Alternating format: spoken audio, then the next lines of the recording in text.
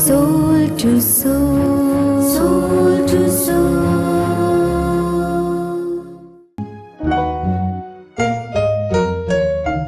soul to soul, soul to soul, soul to soul, soul to soul, soul to soul, soul to soul.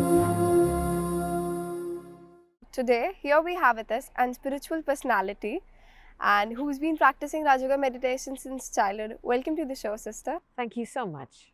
So, tell us something about your upbringing. Well, where do we start? I was born in East Africa, in Kenya, and most of my childhood happened there. And I think when I was about 14 or 15, I moved to the UK for further education. And a lot of my upbringing was a very, very joyful one.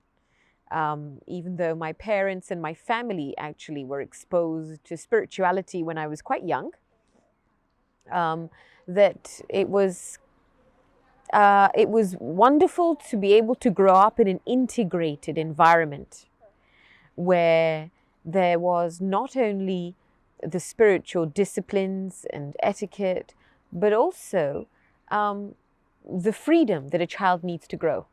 So as a child, I did everything. I had the opportunity to do everything, but within a very safe container. And I felt that that really contributed a lot to awakening a deeper inner wisdom inside me from a very, very young age. And I had my first meditation experience when I was 8. Yeah. And it was a very deep experience for me. And I think when you recognize, as a child, you don't understand what is right or wrong. There isn't an intellectual clarity there yet. The intellect is still maturing. But what happens when you experience something spiritually as a child, then that feeling stays inside and it becomes like a natural protection. You naturally and instinctively know what's right and what's wrong because it's like a feeling. You can't articulate it, but it's a feeling. And so for me, because of my meditation since a young age, it's like I just knew what was right and I knew what was wrong. I felt very, very naturally protected.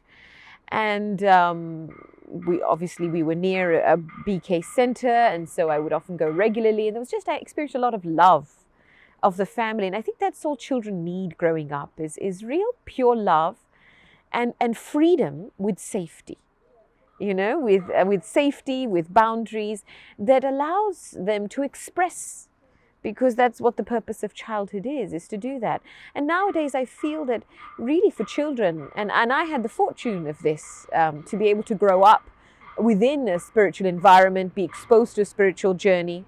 So I had the fortune in this life to be exposed to a spiritual environment that helped and supported my spiritual journey, even though I wasn't conscious of it.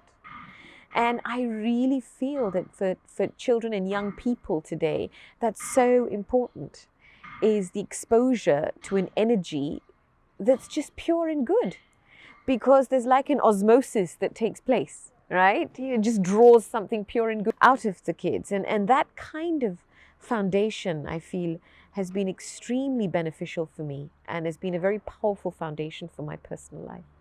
As you told before that you had a great experience when you were 8 while doing meditation. So what was that all experience about? My father we were 5 of us. I have 4 other siblings. And he put us in front of the daddies. And those daddies are not here today. But one of them was Manor Daddy and the other was Chandramani Daddy. And he put us in front of them and basically said to the daddies, teach them how to meditate. And at that age, I had the concentration span, of a child, which is like less than 10 minutes. And to ask a child to meditate is impossible. Even though I used to feel good, but I could never hold the concentration for long. And I remember one of the daddies talking very sweetly about learning how to handle and look after the mind like you play with toys or dolls. You want to dress dolls, you want to look after dolls, so look after your mind in the same way. Give it good food to eat, every day wake it up, give it good food to eat, look after it well, love it. And I thought, this is really nice, I like this, this is good advice. And then the other daddy gave us an exercise to do. And she said, okay, now I want you to go away and go to the meditation room, and I want you to have a conversation with yourself, with your own mind. And I'm going to give you 4 questions.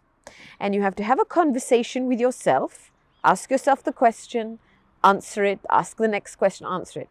And if your mind goes wandering off in between, then you have to go back to question 1 again and start the whole sequence again. And you have to complete the sequence 3 times. Okay?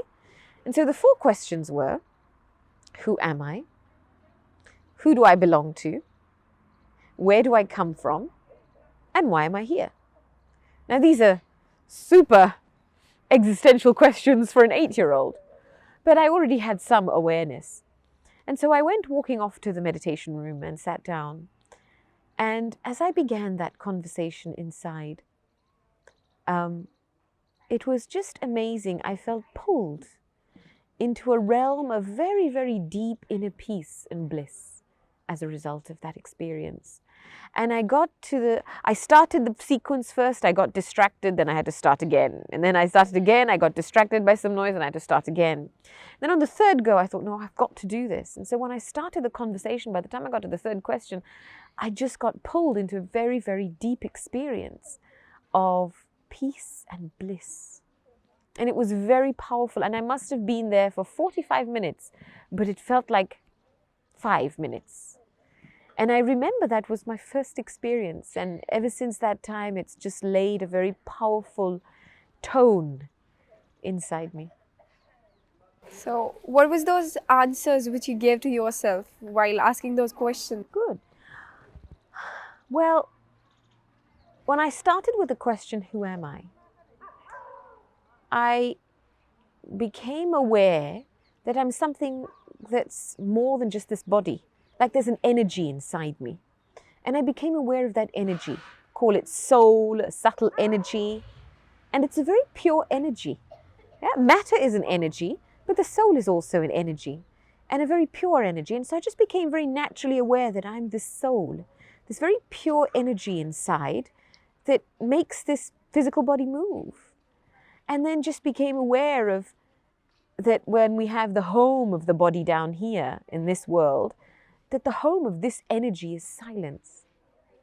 And so as I began talking to myself, it was just very natural for me to go into this experience of silence. And the second answer? For who do I belong to? I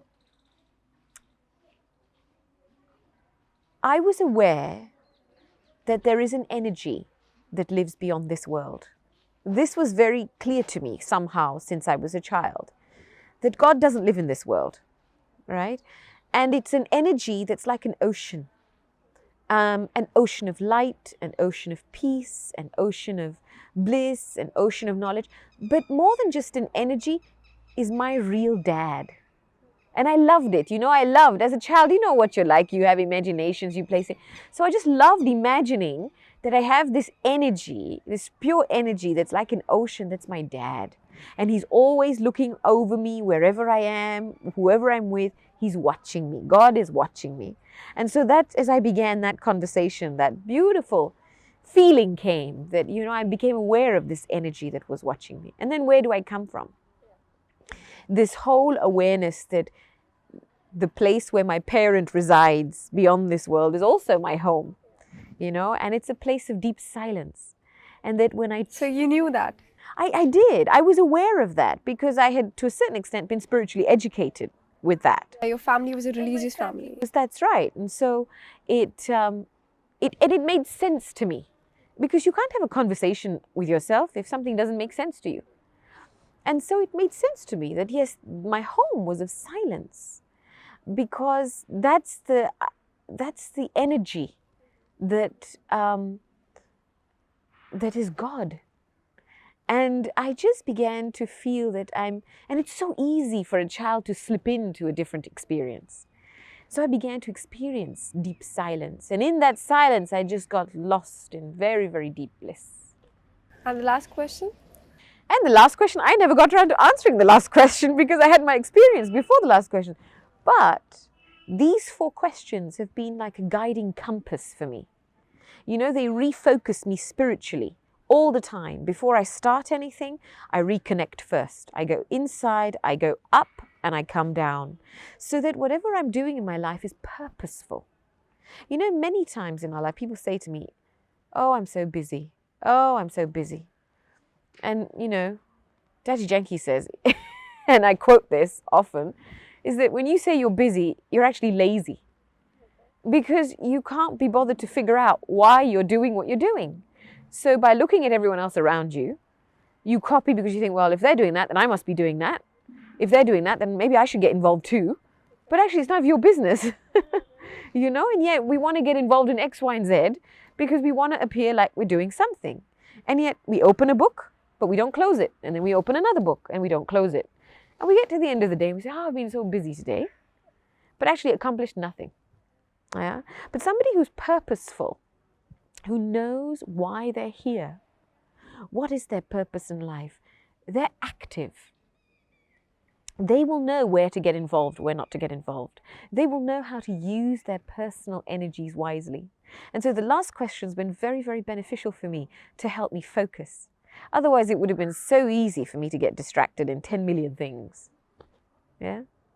So at a very young age, did you knew the difference of a religion and a spirituality? No. I knew the language of pure feelings. And let me not say that, you know, religion, and I come from a Hindu family. And so there's a lot of bhavna in bhakti. And so my grandmother and my grandparents were pure bhagats. You know, so on one side of the house, we have a wonderful temple. And on the other side of the house, we have a meditation room. That's how I grew up. I had both. Right? And my grandmother would wake up 3:30 in the morning. She'd wake up 4 in the morning. She would read the Gita, you know, open the temple, do all the Pat Puja, everything. Pure Bhagat, you know, for many years. And somehow I remember as a child, it was really important for me to somehow support my grandmother. I don't know why. I just felt like it was my duty. So I would be the only child that would go with her to the satsangs, to the temple. Then I would help her bathe the deities, open the Gita. I would sit next to her, ring the bell, you know. It was like I just felt it was my duty. And then I would go over to the other side of the house and sit in meditation with my mom and dad. It was like natural for me because I think at that age it was more tuning into pure feelings that was important. So I felt that bhakti opened up a feeling. And what my meditation did was awaken my intellect, awaken myself to myself, make me realize that my feelings don't come from outside, right? They don't just come from an idol, they don't come from a temple, they're actually in me. I have this ability to feel what I want, when I want it, how I want. So were you a God fear kind of a person? No, not at all. I have no fear of God. No, I grew up knowing that there was God. And, you know, when you are a child, you think he's just part of your family. You know, your relationship with Bhagwan hai na? He's like part and parcel of the family. And it's only much later that you, as the relationship changes, because I think as the child grows up and matures, as a child I grew up, I matured, naturally the relationship from having or knowing God as your father will change to becoming perhaps God as wanting God as your companion or your friend. You know, it's like a relationship with anyone changes. And so I had to start thinking about God differently as I started growing up. Life became a little bit more challenging. I had to find ways of knowing how to access God, you know, and keep God with me in a day. You know, it wasn't just a question of, well, I go through my day and be alone or, you know, face challenges on my own, but very much, how can I bring God into my day-to-day life was important for me. Tell us something about your academic life. Yeah, I was born into a fairly wealthy family, and academically, from a young age, I had a deep interest in law. So I never finished my degree, but I'll tell you a little bit about that now. Somehow, growing up, I felt that I had this deep desire to want to bring change. And I thought to myself, somehow I naively thought, well, if I choose a career in which decisions are made, I will be able to influence the course of humanity. And it somehow appealed to me, and partly because I also came from a background. My family was from a background. My own grandfather was a lawyer. His grandparent was a judge. My grandfather had been in connection with Mahatma Gandhi. So there were connections in the family. And so I feel like it was in my blood. And instinctively, it felt very natural. So I took up, I went through my studies and I took up a degree in law. And I remember the second year of the law degree, I thought to myself, what is this going to look like in real life? Right? That's what I want to know. Fine, you're sitting in a classroom, you're learning all this, but actually, what does it actually look and feel and taste like in real life?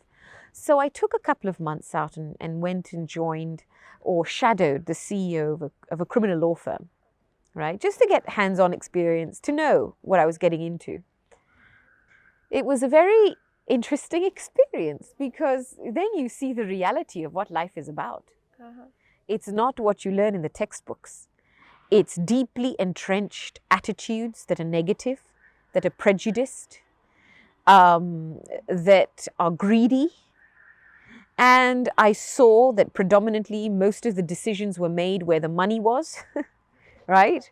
And making decisions and being honest and truthful was just PR work. Right? It wasn't really concrete. I wasn't seeing anyone actually want to make genuine effort, or very, very few.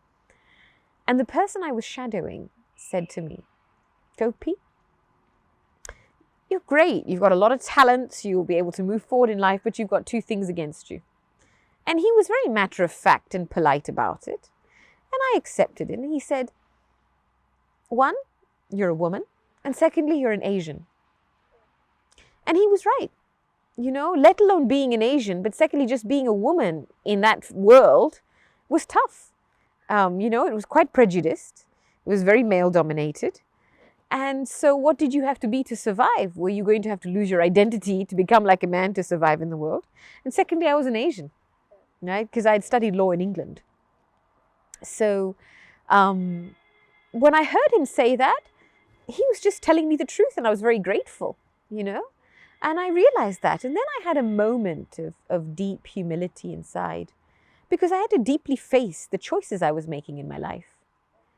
And I remember just quietly sitting down somewhere and taking myself 5 years ahead. And I thought to myself, okay, Gopi, where are you going to be 5 years down the line? And I saw somebody that had graduated well. I saw somebody that had a great job, was on a great career track, lots of money, great position. But I began to see somebody that was unhappy, that would have had to compromise their morals and values to a certain extent to fit in the mold. And I knew that would inevitably, it would come to that point. And I remember feeling at that point, do I have the spiritual strength to face this? To stay true to myself no matter what happens? And it was really a defining moment for me, because I had to, with deep humility, accept that I didn't. That I would be dragged into this game. I would be dragged into this corruption, and I would be forced to compromise my values. And I wasn't prepared to do that. I just knew in this moment, I needed to find strength. I needed to find inner, deep spiritual strength. And that's when I began making some very, very serious life decisions. And it was at that point my whole life changed, because I decided to not continue with my law degree. And actually, and during that period of time, I decided to take a sabbatical, right? You take some time out and to really be able to reconnect at a very deep level. and to be open to the universe, to be open to God, to guide how I could be of benefit to humanity, because that was really a passion of mine since childhood. So that's what happened. So, did you ever get influenced by your friends? Not really, in the sense that they would do what they did, but they had a lot of respect for what I did, you know. And I used to just, I think it was my honesty and transparency that enabled them to just know where I stood. So when they smoked and they offered me a cigarette, I'd say, no, thank you, I don't smoke. No problem.